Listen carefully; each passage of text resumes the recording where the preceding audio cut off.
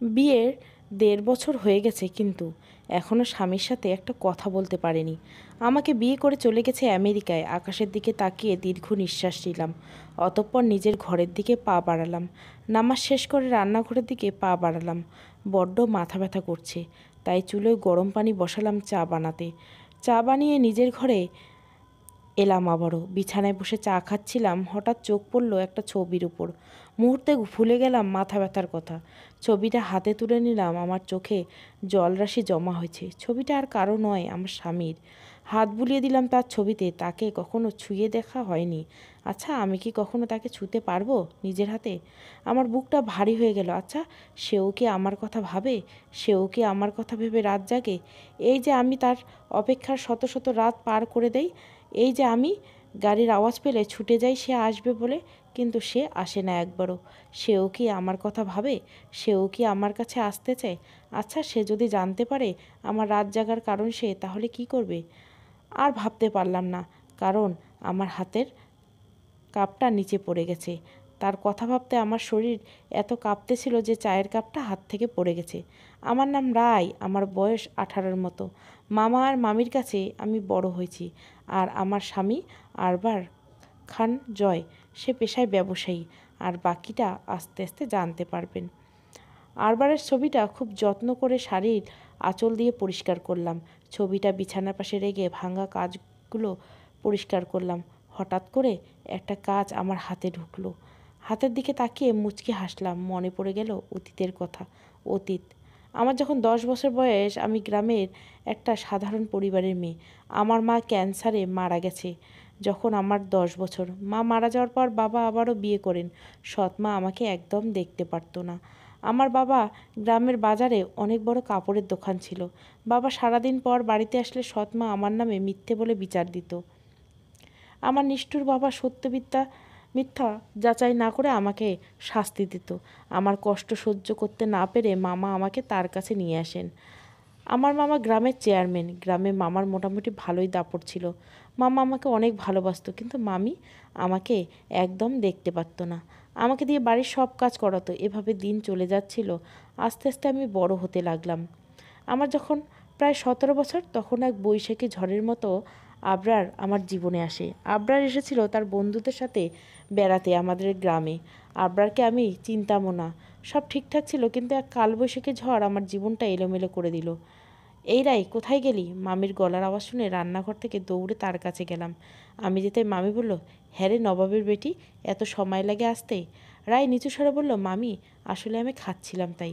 হ্যাঁ, সারাদিন শুধু গেলা আর অন্ন ধ্বংস করা, তাই না? এই নে টাকা, আজ স্কুল থেকে আসার সময় এই ওষুধগুলো নিয়ে আসবি। ঠিক আছে মামি, রাই বলল।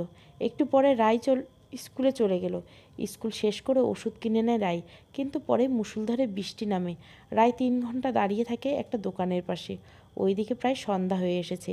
রায় কোনো উপায় না পেয়ে এবার দৌড় দেয় বৃষ্টিতে। এদিকে মেঘে চারিদিকে অন্ধকার ছেয়ে গেছে। কোথাও কোনো মানুষের চিহ্ন নেই। রায় দৌড়াতে দৌড়াতে একটু দূরের একটা কুঁড়িঘর দেখতে পেল। রায় ওই ঘরটার দিকে দৌড়ে গেল। রায় ঘরটায় প্রবেশ করতে তার মুখে ভয় এসে জমা হলো, কারণ ওই ঘরে একটা ছেলে বসে আছে খড়ের পাশে। ছেলেটাও রায়কে দেখে কিছুটা ঘাবড়ে গেল। এদিকে রায়ের শরীর ভিজে যাওয়ায় শরীর লেপ্টে যাওয়া জামার দিকে তাকিয়ে ছেলেটির নাজেহাল অবস্থা। রায় যে তাকে ভয় পাচ্ছে ছেলেটা বুঝতে পেরে বলল, আমাকে ভয় পেতে হবে না, আমিও তোমার মতো বৃষ্টিতে আটকে গেছি পুচকি। বৃষ্টি থামার আগে তুমি চাইলে এখানে বসতে পারো। ছেলেটা রাইয়ের খারাপ মনে হলো না। রাই ছেলেটা থেকে অনেক দূরে বসলো। রাইকে স্বাভাবিক করার জন্য ছেলেটা বলল, তোমার নাম কি? রাই কাঁপা কাঁপা গলায় বলল, আমার নাম রাই। আপনার নাম কি? ছেলেটা জবাব দিল, আমার নাম আবরার খান জয়। রাই, আপনাকে তো কখনো দেখিনি। আপনি কি এলাকার নতুন? আবরার, আসলে আমি আমার বন্ধুর বাড়িতে বেড়াতে এসেছি। একটু দরকারে বেরিয়েছিলাম, কিন্তু দেখো বৃষ্টির জন্য আটকে গেলাম। তুমি কেন আটকে গেলে বৃষ্টিতে? রাই, স্কুল শেষ করে মামার ওষুধ কিনতে দেরি হয়েছে। আবরার, ও তুমি তো শীতে কাঁপছো, তুমি আমার এই শার্টটা পরতে পারো। রাই, না থাক, লাগবে না। আবরার, আরে না না, ভালো লাগবে। রাই শার্টটা নিল। এমনিতে তার শীত লাগছিল অনেক। এমন অনেক কথা হলো রাই আর আবরারের মাঝে। কথা বলতে বলতে দুজন যে কখন ঘুমিয়ে গেছে তা বুঝতে পারল না, আর ওটাই ওদের কাল হয়ে দাঁড়ালো। মানুষের প্রচণ্ড চিৎকারের আওয়াজে আবরার আর রাইয়ের ঘুম ভাঙে। তারা বাইরে আস্তে সবাই তাদেরকে ঘিরে ধরলো। একজন বলল, এই মাইয়া যখন এই পুরুষ মানুষের লগে ঢলাঢলি করতে মন চায় তাহলে নিজের মামার সামনে বলতে পারিস, এভাবে লুকিয়ে লুকিয়ে তামাশা করছস কেন? এমন ভাব ধরে থাকে যেন কিছুই বুঝিস না, আর তলে তলে পুরুষ মানুষের সাথে বিছানায় কাটাতে ভালোই লাগে, তাই না? আরেকজন বলল, হ্যাঁ রে, লুকিয়ে লুকিয়ে এইভাবে অবৈধ সম্পর্ক কতবার করছিস? হ্যাঁ। এবার সহ্য করতে না পেরে বলল, আপনারা এই ব্যাপারে কি বলছেন? কারো ব্যাপারে না জেনে কথা বলে উচিত নয়। কাল রাতে আমরা কথা শেষ করার আগে আরেকজন বলল, ব্যভিচার করে এখন আবার বড় বড় কথা, এই ওদের নিয়ে চল। আবরার আর রায়কে নিয়ে বিচার সভা বসেছে। গ্রামের সবার একটাই কথা, রায়কে বিয়ে করতে হবে, নইলে তারা আবরারকে জেলে দিবে। রাইয়ের মামা মামি খবর পেয়ে দৌড়ে এলো। কাল সারা রাত রাইয়ের মামা রায়কে খুঁজেছে। মামাকে দেখে রায় তার কাছে গেল। মামাকে জড়িয়ে ধরতে গেলেই রাইয়ের গালে সজোরে থাপ্পড় পড়ল। রাইয়ের মামা বলল, আমাকে একদম তুই ছুবি না, এই পাপ করার আগে তুই কেন মরে গেলি না? আমার মান সম্মান এভাবে নষ্ট করে দিলে? মামা, বিশ্বাস করো, আমি কিছু করিনি, ওরা না জেনে আমার নামে মিথ্যে কথা বলছে। রাই বলল। রাইয়ের মামি বলল, হ্যাঁ রে, একে তো পাপ করছিস, আবার বড় কথা বলছিস। নিজের মাকে খেয়ে বসে আছিস, বাবার ঘরে ঠাঁই হলো না, এখন আমাদের ঘাড়ে এসে পড়লি। পরের কথা সহ্য করতে পারলেও নিজের মানুষদের এই অপবাদ রায় সহ্য করতে না পেরে কান্নায় ভেঙে পড়ল। রায় বলল, আমাকে তোমরা ভুল বুঝছো মামা, আমি ওই লোকটার সাথে কিছু করিনি।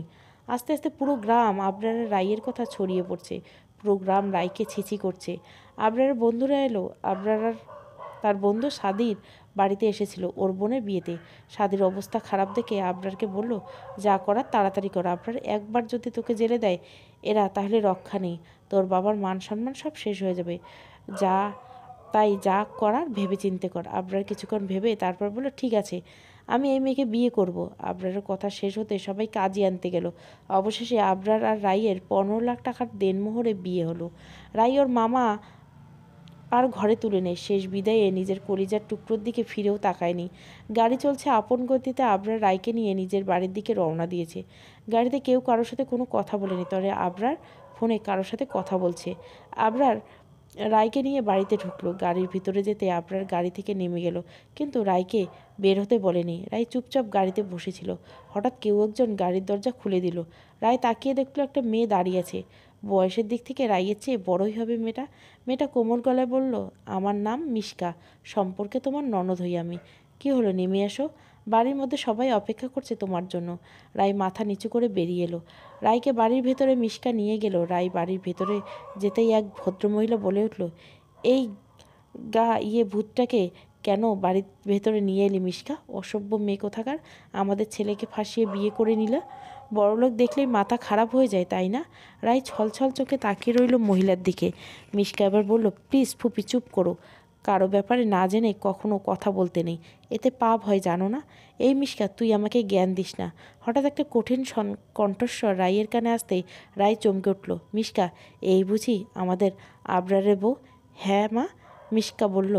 মহিলাটি রায়ের কাছে এসে দাঁড়ালো। নিজের হাত থেকে দুটো বালা খুলে রায়কে পরিয়ে দিয়ে বলল, সুখী হও। এবার আবরারের ফুপু বলল, এটা কি করছো আনিলা? নিজের ঘরে কাল সাপকে ঠাঁই দিচ্ছ? আমার ছেলে বিয়ে করে এনেছে, শাশুড়ি হিসাবে আমি আমার দায়িত্ব পালন করলাম। এখন এই মেয়ে কী করবে তা তার ব্যাপার। রায় যখন বুঝতে পারল বালা পরিয়ে দেওয়া এই কঠিন গলা মানুষটি তার শাশুড়ি, তখন সে মাথা নুইয়ে অনিলা বেগমকে সালাম করতে গেল। রাইয়ের হাত অনিলা বেগমের পা ছোঁয়ার আগে তিনি রাইয়ের হাত ধরে ফেললেন। অতঃপর বললেন, ছেলে বউরা মেয়ের মতো হয়, তুমি মিশকার থেকে কোনো অংশে কম নাও আমার কাছে, আর কখনো আমার পা ছোঁয়ার মতো অপরাধ যেন না হয়। আমাকে নিজের মা মনে করবে সবসময়। কথাগুলো বলে অনিলা বেগম চলে গেল। এতক্ষণ সামনে দাঁড়িয়ে থাকা শাশুড়ি নামক মানুষটাকে যে স্বচ্ছ মনের মানুষ তা রাই বুঝতে পারল। তার কথা কঠিন স্বর বললেও মনটা নরম। মিশকা রায়কে আরবারের ঘরে নিয়ে গেল।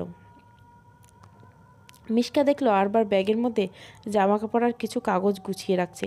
মিশকা আরবারকে বলল, ভাইয়া, তুমি হঠাৎ করে কেন ব্যাগ গুছিয়ে নিচ্ছ? মাত্রই তো বাড়ি এলে। আরবার কোনো কথা বলল না। মিশকা আবারও আরবারের কাছে গিয়ে বলল, কি হলো ভাইয়া, বলো। এবার আরবার কঠিন চোখে একবার তাকিয়ে রায়ের দিকে তাকালো, তারপর বলল, আমাকে এই মেয়েটা ফাঁসিয়েছে, এই মেয়েটার সাথে আমি কিছুতেই সংসার করব না মিশকা। আরবার কথাটা বলে বেরিয়ে গেল। মিশকা অনিলা বেগমকে ডাকতে গেল। অনিলা বেগম আস্তে আস্তে আরবার গাড়ি নিয়ে বের হয়ে যায়। রায় মূর্তির মতো দাঁড়িয়ে থাকে। আরবারের ফুফু রোহানা বেগম অনিলা বেগমের কাছে এসে বলল, বলেছিলাম না এই মেয়ে অলক্ষী একটা, দেখলি তো কিভাবে ছেলেটা চলে গেল, আমাদের ছেলেটাকে ফাঁসিয়ে বিয়ে করে নিল এই ছোট লোকের মেয়েটা। অনিলা বেগম তার কথায় কান না দিয়ে আরবারকে কল করলো। প্রথমবার আরবার রিসিভ না করলে পরে রিসিভ করে।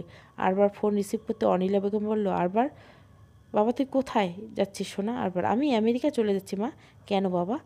এমন করিস না, পরে কিন্তু আফসোস করবি তুই। রাগের মাথায় কোনো সিদ্ধান্ত নিতে নেই, চলে আয় বাড়িতে তাড়াতাড়ি। অনিলা বেগম ওই দিন আরবারকে অনেক বোঝায়, কিন্তু আরবার ফিরে আসেনি বর্তমানে। হঠাৎ দরজা টোকায় রাইয়ের ধ্যান ভেঙে যায়। রাই পাশে তাকিয়ে দেখে চা ঠান্ডা হয়ে গেছে। বাইরে তাকিয়ে দেখে আলো ফুটে গেছে। রাই একবার আরবারের ছবির দিকে তাকিয়ে দরজা খুলতে যায়। দরজা খুলতে মিশকা ভেতরে আসে। মিশকা বলল, রাই আজ কলেজে যাবে না? হ্যাঁ আপু যাবো। ওকে, আমার সাথে তাহলে চলো, আর একটু পরে নাস্তা করতে নিশ্চয়ই আসো কেমন? মিশকা চলে যেতে রাই দরজা লাগিয়ে দিল। রাই স্বাধীন বিশাল ডিভানে গিয়ে তার লাগানো ফুলগুলোতে পানি দিতে লাগলো। আরবার একদম গাছ পছন্দ করে না, কিন্তু রাইয়ের গাছ লাগাতে বেশ ভালোই লাগে। নিজের অবসর সময়ে এই গাছের সাথে রাই পার করে দেয়। একটু পরে রাই রেডি হয়ে নিচে নাস্তা করতে যায়। রাইকে দেখে ফুপু রুহানা বেগম বলে এসে গেছে, নাস্তা করছে। এই মেয়ে তোমার লজ্জা করে না এই বাড়িতে থাকতে? নিজের বাবা মা তো খোঁজ নেয় না, আর যাদের কাছে বড় হয়েছো তোমার ওই মামামই তো এই পর্যন্ত তোমার একটা খোঁজ নিল না। তার জন্মের ঠিক আছে নাকি কুড়িয়ে পেয়েছে তোমাকে? রাইয়ের চোখ পানিতে ভরে ওঠে। রায় নিজের কান্না থামাতে না পেরে দৌড়ে নিজের ঘরে চলে যায়। বিছানায় শুয়ে হাউমাউ করে রাই কাঁদতে থাকে। গভীর রাত হয়ে গেছে। রাই ডিভানে দাঁড়িয়ে আছে। আজ সারাদিনে রাই ঘর থেকে বের হয়নি। শাশুড়ি মা আনিলা বেগম একটু আগে জোর করে রাইকে খাইয়ে দিয়ে গেছে। যাওয়ার আগে পরম যত্নে রাইয়ের কপালে চুমু দিয়ে গেছেন। অনিলা বেগম কখনো শাশুড়ি মনে হয় না রাইয়ের। নিজের মায়ের জায়গাটায় রাই তাকে দিয়েছেন। মেঘে ঢাকা আকাশের দিকে তাকিয়ে রাই নিস্তব্ধ হয়ে দাঁড়িয়ে আছে। রাইয়ের চোখ থেকে পানি গড়িয়ে পড়ছে। হঠাৎ রাই ডুকরে কেঁদে দিল। কেন আরবার? আমার কি দোষ? আপনি কেন আমাকে ভুল বুঝলেন? আমি কোনো দোষ না করেও শাস্তি পাবো? আমাকে আপনার সাথে বেঁধে কেন চলে গেলেন? দিনের পর দিন লোকের অপমান যে আমি আর নিতে পারছি না, আমি যে ক্লান্ত হয়ে পড়ছি আবরার। রাই কাঁদতে কাঁদতে বসে পড়ল। অপরদিকে অনিলা বেগম ঘরে বসে আছে। কিছুক্ষণ পর আফজাল খান ঘরে প্রবেশ করছে। আফজাল খান হচ্ছে মিশকা আর আরবারের বাবা। অনিলা বেগমকে অন্যমনস্ক দেখে তিনি বললেন, কি হয়েছে অনিলা? আজকাল রাইয়ের জন্য বড্ড চিন্তা হয়। আবরার চলে যাওয়ার পর আর খোঁজ নেয়নি মেয়েটা দোটানার মধ্যে পড়ে আছে। আর প্রতিদিন তোমার বোনের অপমান, মেয়েটা নিজেকে আরও গুটিয়ে নিচ্ছে। মেয়েটার বাড়ির কেউ তার খোঁজ নেয় না। কি করব আমি বুঝতে পারছি না। আর আফজাল খান দীর্ঘ নিঃশ্বাস ছেড়ে স্ত্রীকে বললেন, চিন্তা করো না, সব ঠিক হয়ে যাবে। আমি দেখি কি করতে পারি, এখন ঘুমাও। রাইয়ের চোখে ঘুম নেই। একের পর এক ধাক্কা তাকে ভেঙে দিচ্ছে। নিজের প্রিয়জনরা যেভাবে তাকে দূরে ঢেলে দিয়েছে, তাতে এক চরম হতাশায় ভুগছে। হতাশা তাকে ঘিরে ধরেছে। মাঝে মাঝে মরে যেতে ইচ্ছে করে, কিন্তু রাই মরতে পারে না। আত্মহত্যা যে মহাপাপ, এই পাপ সে করতে চায় না। রাই ফুপিয়ে কাঁদছিল। ঠিক তখনই রাইয়ের প্রচণ্ড মাথা ব্যথা শুরু হয়। আজকাল হঠাৎ করে রাইয়ের মাথা খুব ব্যথা করে। রাই কাউকে কিছু এই ব্যাপারে বলেনি। রাই মাথা চেপে ধরে। রাই নিজের নাকে তরল কিছুর আভাস পায়। রায় একটা আঙ্গুলের নাকে নিচে রাখতেই আঙ্গুল ভিজে যায়। রায় নিজের আঙ্গুলের সামনে ধরতে লাল বর্ণের রক্ত দেখতে পেল। রায়ের নাক থেকে রক্ত আসছে বিন্দু বিন্দু পরিমাণ। রায় মাথাটা দুহাতে চেপে ধরল। তারপর আস্তে করে উঠে দাঁড়ালো। রায় ওয়াশরুমে গিয়ে চোখে মুখে পানি দিল। তারপর একটা মাথা ব্যথার ওষুধ খেয়ে নিল। আস্তে আস্তে চোখ মেলে তাকালো রাই। মাথাটা এখনও ভার হয়ে আছে। ঘড়ির দিকে তাকিয়ে দেখলো 9টা বাজে। রাই তাড়াতাড়ি উঠে ফ্রেশ হয়ে নিচে এলো। নিচে নামতে রাই অবাক হয়ে গেল। সবাই বাড়ি পরিষ্কার করছে। বাড়ি রং করার জন্য লোক এসছে। হঠাৎ এত লোক কেন কাজ করছে এর মানেই রাই বুঝলো না। রাই রান্নাঘরে উঁকি মারল, অনিলা বেগমকে দেখতে পেল। রাই মলিন কণ্ঠে একবার বলল, মা। অনিলা বেগম পেছন ঘুরে রাইকে দেখে একটা মুচকে হাসি দিল। তারপর রাইয়ের কাছে এসে বলল, আমার মায়ের ঘুম হয়েছে? রাই বলল, হুম। অনিলা বেগম বলল, কত বেলা হয়েছে দেখেছিস? তাড়াতাড়ি খেয়ে নে যা। আমার খেতে ইচ্ছে করছে না মা। কেন রে, কি হয়েছে? আমার মাথাটা ব্যথা করছে, কিছু ভালো লাগে না। অনিলা বেগম ব্যস্ত কণ্ঠে বলল, বেশি মাথা ব্যথা করছে? ডাক্তার ডাকতে বলবো তোর বাবাকে? না না, এমনিতেই ঠিক হয়ে যাবে, তুমি টেনশন করো না। এখন যা খেয়ে নে তাড়াতাড়ি, অনেক কাজ আছে আমার। মা একটা কথা বলবো? হ্যাঁ বলো। মা, বাড়িতে এত লোক কেন কাজ করছে? কেউ কে আসবে? অনিলা বেগম মুচকি এসে বলল, আরবার আসছে। আজ সকাল 5টায় কল এসেছিল এয়ারপোর্ট থেকে, এখন বিমানে আসে, আস্তে আস্তে বিকেল হয়ে যাবে। রায়ের হাত পা ঠান্ডা হয়ে এসেছে, বুকের ভেতর অজানা ভয় শুরু করছে। বুকের বাঁ পাশটা খুব জোরে কাঁপছে। রায় কোনোরকম খেয়ে নিজের ঘরে চলে গেল। রায়ের চোখে জল রাশি জমা হয়ে গেছে। আজকে সত্যি সে আসবে? আচ্ছা, আপনার কি তার সাথে একটু কথা বলবে, নাকি দূরে ঠেলে দিবে ভুল বুঝে? রায় পুরো ঘর পরিপাটি করে গুছিয়ে রাখলো, কাবার্ডে অর্ধেকটা ফাঁকা করে রাখলো। বিকেল হয়ে গেছে, রায় ডিভানে দাঁড়িয়ে আছে। রায়ের ছোট্ট মনে হাজারো কথার ছন্দ খেলা করছে। হঠাৎ গাড়ির শব্দে রায়ের ধ্যান ভাঙে। আফজাল খান আবরারকে রিসিভ করতেই গিয়েছিল। রায়কে এক দৃষ্টি তাকিয়ে রইল গাড়ির দিকে। রায়ের অপেক্ষার প্রহর শেষ করে গাড়ির ভেতর থেকে কালো কোট পরা আবরার বেরিয়ে এলো। রায়ের বুকে লাপডাপ আওয়াজ প্রচণ্ড গতিতে বেড়ে যাচ্ছে। রায় আর দাঁড়ালো না, দৌড়ে চলে গেল মিশকার ঘরে। আরবার নিজের বাড়িতে 1 বছর পর এসেছে। অনিলা বেগম খুশি শেষ নেই। ছেলেকে জড়িয়ে ধরে তিনিও কেঁদে ফেললেন। আবরার মাকে জড়িয়ে ধরল। আবরার নিজের ঘরে আসলো সব কিছু নিয়ে। মায়ের কান্না থামাতে বেশ বেগ পেতে হয়েছে তার। ঘরটা পরিষ্কার দেখে আবরার খুশি হলো। আবরার চারিদিকে তাকালো, কিন্তু কাউকে দেখতে পেল না। যার জন্য এসেছে তাকে কোথাও দেখতে পেল না সে। আবরার ফ্রেশ হতে ওয়াশরুমে চলে গেল। ফ্রেশ হয়ে নিজের জিনিস কাবারে ফাঁকা জায়গায় রাখলো। তারপর বাকি অর্ধেক জায়গায় রাখা কাপড়গুলো কয়েকটা ব্যাগে ভরে নিল। আবরার বাড়ির সবার সাথে আড্ডা দিচ্ছে। সাদিও এসেছিল আবরার সাথে দেখা করতে। রাত 10টা বেজে গেছে, আবরার ঘরে বসে আছে। তার খুব রাগ হচ্ছে কারো উপর। সে রাগে মাথা নিচু করে বসে আছে। অন্যদিকে রায় মিশকার ঘরে বসে আছে। সে আবরারের ঘরে যাবে না। অনিলা বেগম অনেকক্ষণ ধরে রায়কে বুঝিয়ে শেষ পর্যন্ত রাজি করায়। রায় ভয়ে ভয়ে ধীর পায়ে ঘরে প্রবেশ করে। চিরচেনা ঘরটাতে আজ প্রবেশ করতে তার ভয় হয়। রায় ঘরে গিয়ে দেখলো আবরার ঘরে নেই। রায় বিছানায় এক কোণে গিয়ে শুয়ে পড়ল। রায় আবরারের সামনাসামনি হতে চায় না। রায় বিছানাতে শুয়ে পড়বে এমন সময় একটা পুরুষালী কণ্ঠ তার কানে ভেসে উঠল। রায় পেছনে তাকিয়ে দেখলো আবরার কঠিন চোখে তার দিকে তাকিয়েছে। আবরার বলল, তুমি আমার বেডে কি করছো? রায় কাঁপা কাঁপা কণ্ঠে বলল, আমি তো এখানেই ঘুমাই প্রতিদিন। মানে তুমি এতদিন এখানে ঘুমিয়েছ? আবরার বলল। রায় মাথা নাড়িয়ে হ্যাঁ বলল। আবরার চোখে এক রাশ ঘৃণা থাকলো, রায়ের চোখে এক সমুদ্র ভালোবাসা। আবরার আবারও বলল, আজ থেকে আর এখানে ঘুমাতে পারবে না তুমি। মলিন কণ্ঠে রায় বলল, তাহলে আমি কোথায় ঘুমাবো? ডিভানে ঘুমাবে তুমি, আমার ঘরে তোমার জায়গা হবে না। রায়ের ছোট্ট মনে কষ্টগুলো দলা পাকিয়ে যাচ্ছে। রায় নিজের জায়গায় দাঁড়াতে পারছে না। তার খুব কষ্ট হচ্ছে। আবরার কথাগুলো বলে কাবার্ড খুলে তারপর একটা পেপার রায়ের দিকে এগিয়ে দিয়ে বলল, এই পেপারে সাইন করে দাও। রায় বলল, এটা কিসের পেপার? আবরার কাট কাট গলায় বলল, ডিভোর্স পেপার। তুমি এই বাড়িতে আর 4 মাস থাকতে পারবে, তারপর তুমি চলে যাবে। আবরার কবার্ড খুলে একটা প্যাকেট বের করলো। তারপর আবরার বলল, এখানে দেনমোহরের সব টাকা আছে। 4 মাস পরে চলে যাবে তুমি আমাকে মুক্তি দিয়ে। এখন পেপারে সাইন করে দাও। রায় বুক ভরা কষ্ট নিয়ে বলল, এখন সাইনটা না করলে হয় না? 4 মাস পরেই না হয় সাইনটা করব। আবরার বলল, না, এখনই করতে হবে। তোমাদের মতো মেয়েদের বিশ্বাস নেই, তোমরা ছেলেদের ফাঁসাতে সব করতে পারো। এখন তাড়াতাড়ি সাইন করে দাও। রায় কথা বাড়ালো না, চোখের পানি মুছে সাইন করে দিল পেপারে। রায় সাইনটা করতে আবরার পেপার নিয়ে গেল। তারপর বলল, এখন যাও ঘর থেকে। আর শোনো, তোমার জামা কাপড় আর কাবার্ডে রাখতে পারবে না, আমি ব্যাগে ভরে রেখেছি, ঘরের অন্য কোথাও রেখে দিও। রায় নিজের কান্না আটকে রাখলো যতটা সম্ভব। সে আবরারের সামনে দুর্বল হবে না। রায় শীতের মধ্যে চলে গেল ডিভানে একটা বালিশ আর কম্বল নিয়ে। কোনো শীতের মধ্যে দাঁড়িয়ে আছে রায়। স্বচ্ছ থাই দরজায় বারবার আঘাত করছে সে। রায় দুঃখ ভরা কণ্ঠে বলল, আবরার, দয়া করে দরজাটা খুলুন। আমি বাইরে থাকতে পারছি না, আমার খুব কষ্ট হচ্ছে, আমি ফ্লোরে শুয়ে থাকবো, তবুও আমাকে ভেতরে যেতে দিন। আবরার, আমার কথা শুনছেন? আমি ঠান্ডা বাতাসে ঘুমাতে পারছি না, আমার মাথায় খুব ব্যথা করছে। রায়ের কথাগুলো আবরার শুনতে পাচ্ছিল, কিন্তু সে বিছানা থেকে উঠছে না। রায়ের যা হোক তাতে তার কি? এতটা নিষ্ঠুর হবেন না, একটু দয়া করুন আমার ওপর। আবরার, অন্তত মাথা ব্যথার ওষুধটা দিন আমাকে, আমি আর সহ্য করতে পারছি না। এবার আবরারের ভীষণ রাগ হলো। নিজেও ঘুমাচ্ছে না আর তাকেও ঘুমাতে দিচ্ছে না। আবরার রাগ হয়ে দরজার কাছে গেল। তারপর বলল, এভাবে চিৎকার করছো কেন? অভদ্র লোকের মতো চিৎকারে করে আমার ঘুমের 12টা না বাজালে শান্তি হচ্ছিল না? রাই, আবরার, বাইরে প্রচুর ঠান্ডা বাতাস, আমি একটু ঘুমাতে পারছি না, আমার মাথাটা অনেক ব্যথা করছে, একটা ওষুধ দিন না প্লিজ। আবরার, কি ভেবেছো আমি কিছু বুঝি না? সব তোমার রুমে ঘুমানোর ধান্দা, তাড়াতাড়ি ওষুধ নাও আর চলে যাও। রাই ওষুধের পাতা থেকে একটা ওষুধ নিল, তারপর আবার ডিভানে চলে গেল। কিন্তু অশ্রুজল চোখে আরবারের দিকে একবার তাকিয়েছিল। আরবার রাইয়ের সেই চোখ কি দেখেছিল? রাই ডিভানে যেতে আবারও দরজা আটকে দিল। একটু একটু করে রাত পার হয়ে গেল, কিন্তু রাইয়ের চোখে ঘুম ধরা দিল না। শেষ রাতের দিকে রাই ঘুমিয়ে গেল। এই মেয়ে আর কতক্ষণ ঘুমাবে? আবরার চিৎকারে রাইয়ের ঘুম ভেঙে গেল। আমার মা বাবাকে দেখাতে চাও যে আমি তোমাকে সারা রাত বাইরে রেখেছি, তাই না? রাই আবরারের দিকে তাকিয়ে রইল ঘুম ঘুম চোখে।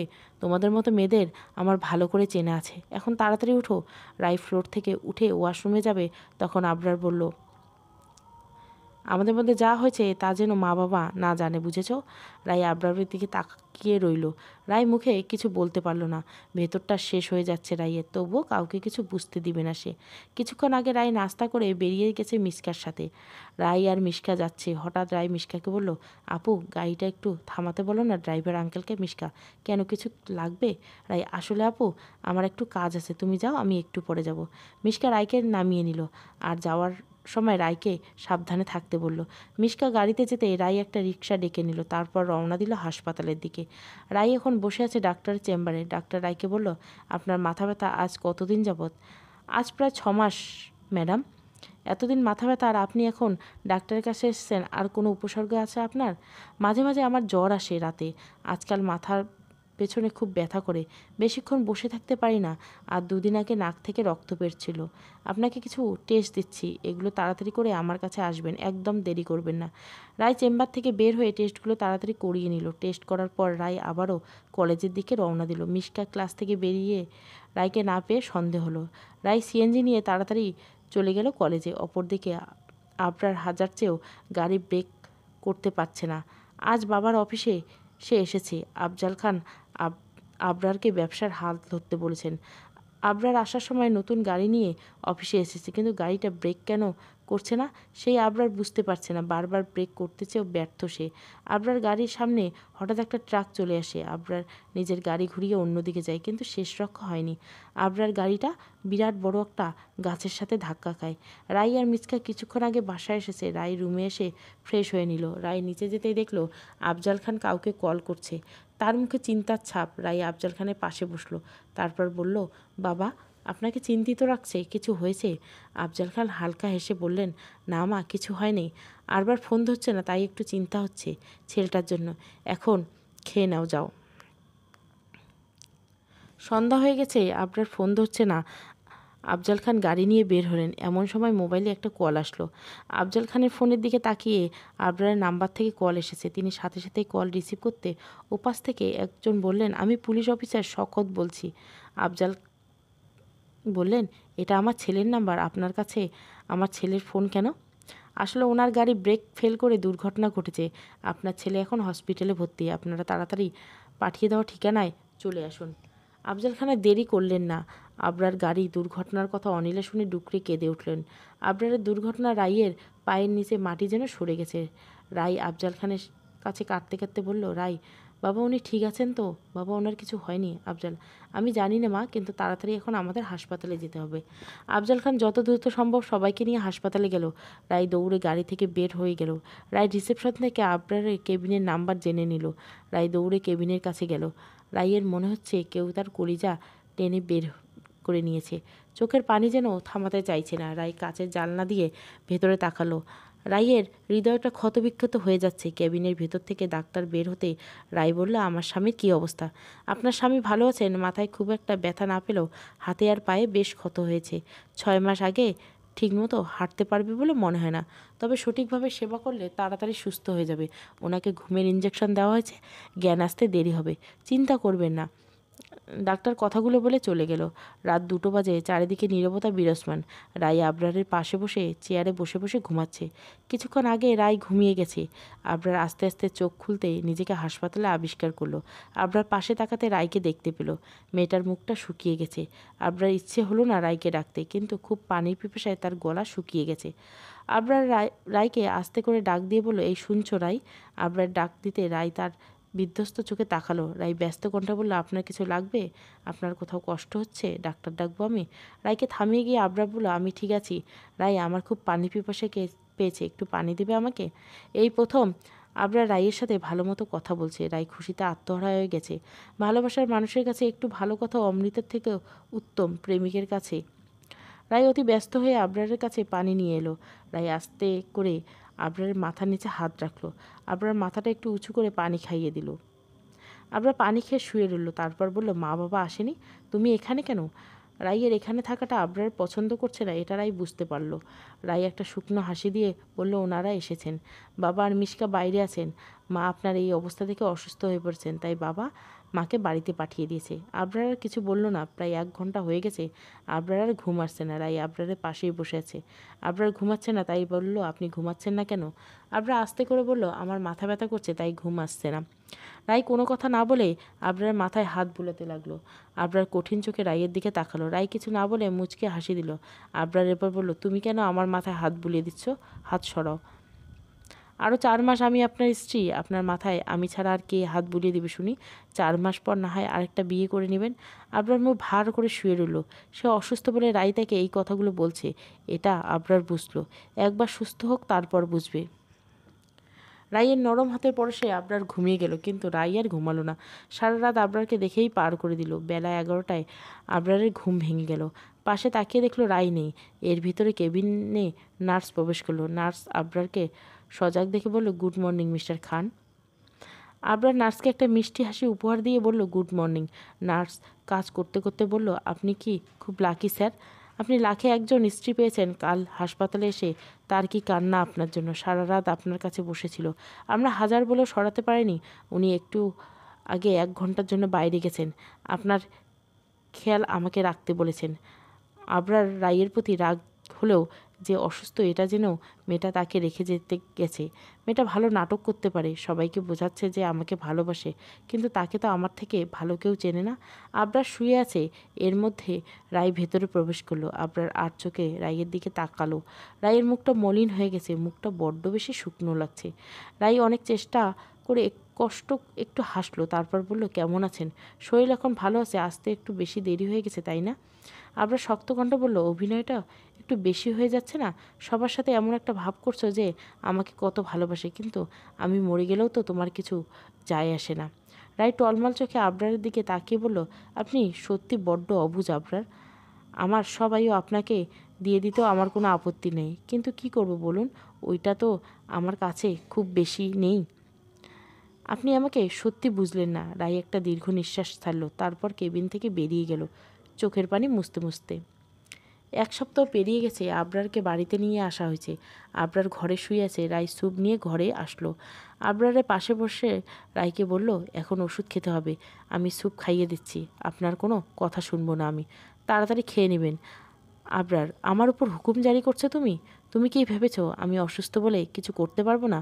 রাই স্যুপে ফু দিতে দিতেই বলল, আপনার উপর আমি হুকুম জারি করতে চাই না। তবুও যদি আপনার মনে হয় আমি আপনাকে হুকুম করছি, তাহলে হ্যাঁ, আমি হুকুম করছি। যতদিন বেঁচে আছি ততদিন না হয় হুকুম করেই গেলাম, ক্ষতি কী? মরে গেলে তো আর করতে পারবো না। হঠাৎ হয়তো একদিন দেখবেন আমি আর নেই। ওই দিন হারদা চাইলেও আর হুকুম করতে পারবো না। তাই যতদিন বেঁচে আছি না হয় আমার মতোই করে থাকুক, ক্ষতি কী তাতে? আর মাত্র কয়েকটা দিন। এবার রাইয়ের দিকে তাকিয়ে বলল, এই মেয়ে, তোমার বয়স কত? হ্যাঁ, এখনই মরার কথা বলো কিভাবে? তোমার থেকে বয়স্ক লোক পড়ে আছে এখনও, আর তুমি মরার কথা বলছো? রাই হাসলো। তারপর আস্তে করে বলল, ওপরে যাওয়ার চিঠি যে কোনো সময় চলে আসে। আমার চিঠি চলে এসেছে।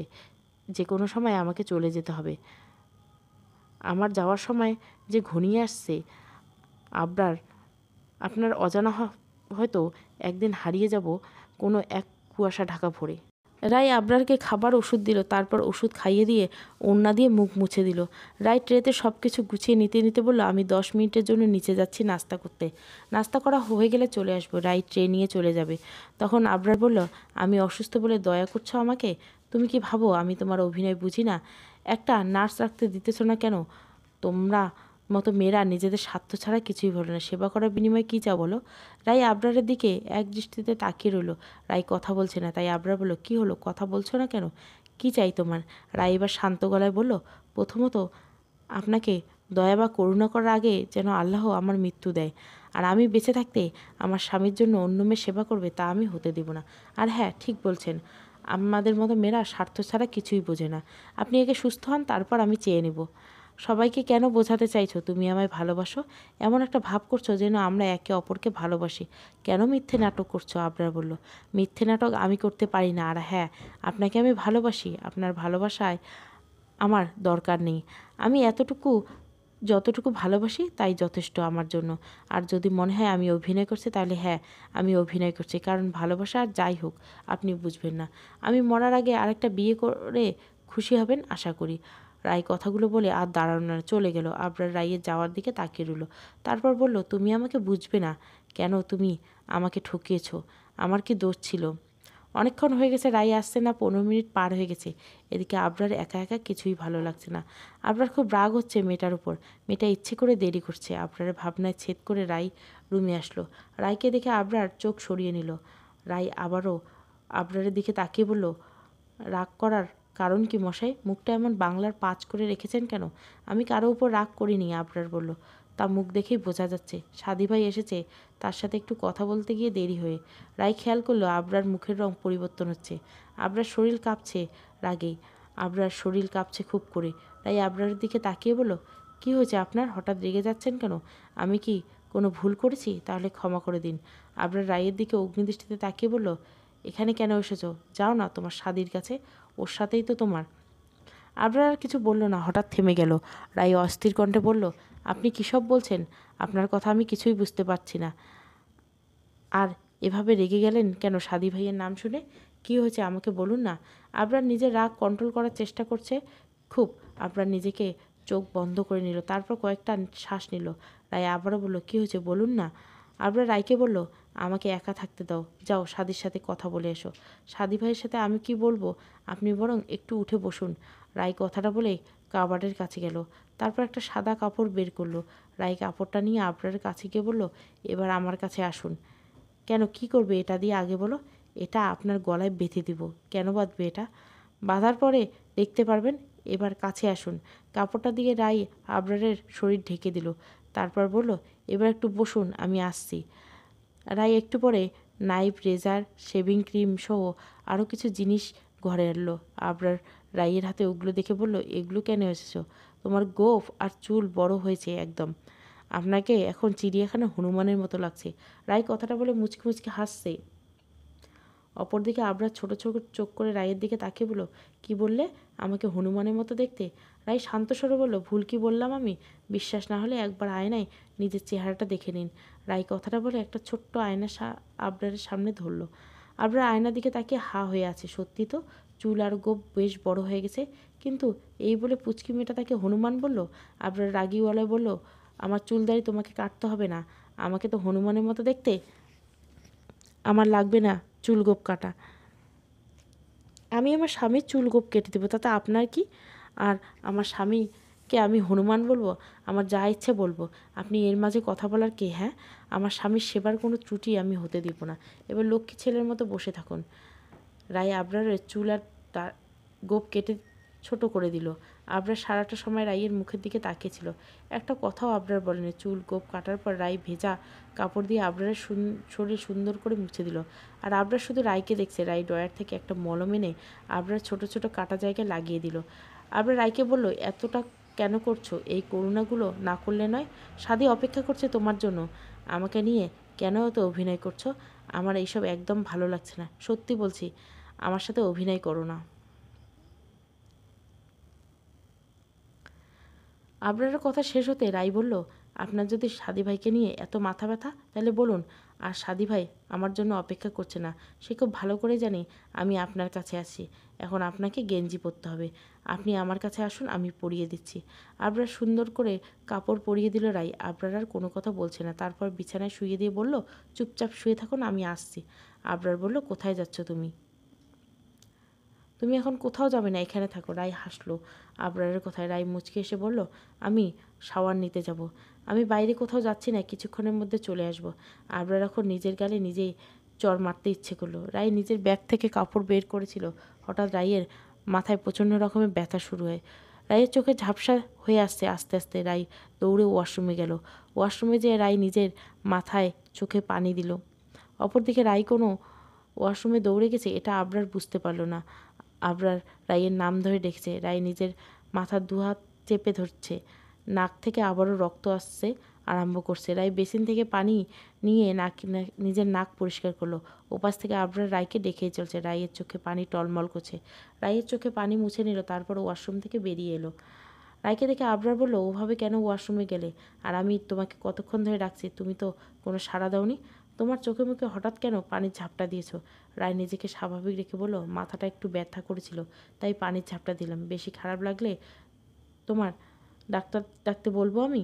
না না, ডাক্তার লাগবে না, আমি ঠিক আছি, আপনি শুয়ে থাকুন। রায় নিজের ব্যাগ কাছে পেল, তারপর কিছু ওষুধের পাতা বের করলো। রায় ওষুধগুলো থেকে কয়েকটা ওষুধ খেয়ে নিল। আবরা আস্তে করে বলল, এটা কিসের ওষুধ তুমি খেয়েছো? আমাকে দেখাও তো। মাথা ব্যথার ওষুধ। আপনি হঠাৎ আমাকে নিয়ে এত আগ্রহ কেন প্রকাশ করছেন? আমাকে নিয়ে বেশি আগ্রহ দেখাবেন না, তাহলে কিন্তু কাঁদতে হবে। শুয়ে থাকুন। রায় কথাগুলো বলে গোসল করতে চলে গেল। রায় শাওয়ার নিয়ে সোফায় শুয়ে আছে। রাই আবরারের সাথে কথা বলছে না। শরীরটা দিনকে দিন খুব খারাপ হয়ে যাচ্ছে। মাথা ব্যথা, ঘাড় ছিঁড়ে যাচ্ছে রাইয়ের। আমার যে ক্ষুধে লেগেছে এই খবর কি কেউ রাখে নাকি? দুপুর হয়ে যাচ্ছে সেই খবর তো কেউ রাখে না। আমাকে নিয়ে ভাবার কারো সময় আছে নাকি? এই বাড়িতে বিদেশে ভালোই ছিলাম এতদিন। প্রচণ্ড মাথা ব্যথার মাঝে রাইয়ের খুব হাসি পাচ্ছে। আবরার রাইকে খোঁচা মেরে কথাগুলো বলল। লোকটার কথা না বলে যে থাকতে পারছে না তা স্বীকার করবে না, উল্টে দোষ রাইকে দিয়ে চলছে। রাই আস্তে করে উঠে বসে বলল, তারপর আবরারের কাছে গিয়ে বলল। রাই মুচকি এসে বলল, আপনার খুব ক্ষুধা লেগেছে তাই না? আমি খাবার নিয়ে আসছি, আপনি একটু অপেক্ষা করুন। রাই বলল, এখন আর কষ্ট করে খাবার আনতে হবে না, আমি পরে খাবো। আমার মাথাটা ব্যথা করছে, তুমি বরং একটু চুল টেনে দাও। আবরারকে বড্ড অচেনা লাগে রাইয়ের কাছে। মানুষটা আসলে কী চায় বুঝেই না। লোকটা এই ভালো তো এই খারাপ। রাইয়ের ভাবনার মাঝে আবরার বলল, কী হলো, দেবে না? রাই আবারও মাথার কাছে বসলো, তারপর আবরারের চুলের ভেতর নিজের নরম হাতগুলো স্পর্শ দিল। রাই আবরারের কাছে এসে বসে আছে। আবরার চোখ রাইয়ের মাঝে স্থির। এই চোখের দিকে আবরার তাকাতে চাকে না। ওই চোখে আবরারের মরণ হবে যে কোনো এক সময়। না, আবরারের কোনো বেইমানের চোখে তাকাবে না। নিজের বেহায়া চোখকে ফিরিয়ে নিতে চেয়েও আবরার ব্যর্থ প্রতি মুহূর্তে। রাইয়ের গলার ডান দিকে লালচে তিলটা আবরার চোখে নেশা সৃষ্টি করছে। রাইকে আবরার খুঁটিয়ে দেখতে চায় না, কিন্তু এই মেয়ে বড্ড ভয়ঙ্কর। দুপুর 2টা বাজে। আবরার গভীর ঘুমে তলিয়েছে। রাই নিচে গিয়ে খাবার ঘরে নিয়ে আসে। আবরার সব কিছু গুছিয়ে নিল। রাই আবরার পাশে বসে কিছুক্ষণ তাকিয়ে থেকে রাই বলল, আপনি কেন ফিরে এলেন বলুন তো? বিশ্বাস করুন, কিছুদিন আগেও আমি আপনাকে খুব করে চাইতাম। আমি রোজ নামাজ পড়ে আল্লাহর কাছে আপনাকে চাইতাম, কিন্তু এখন আর চাই না। আমি চলে যাওয়ার পর আপনি আবার বিয়ে করবেন, এই কথাটা ভাবলেই কষ্ট হয়। আপনাকে ছেড়ে কিভাবে যাব বলুন তো? আমি তো আরও মায়ায় জড়িয়ে যাচ্ছি। এই ভালোবাসা ছেড়ে আমি কিভাবে যাব? আপনি এসে আমার কাজটা বড্ড কঠিন করে দিলেন। আপনার নামের শিকলে আমি আটকা পড়ে যাচ্ছি আবরার। শ্রাবণ আধারে তুমি, প্রথম পর্ব। ভালো লাগলে অবশ্যই লাইক, শেয়ার এবং সাবস্ক্রাইব করবেন। Thank you for watching.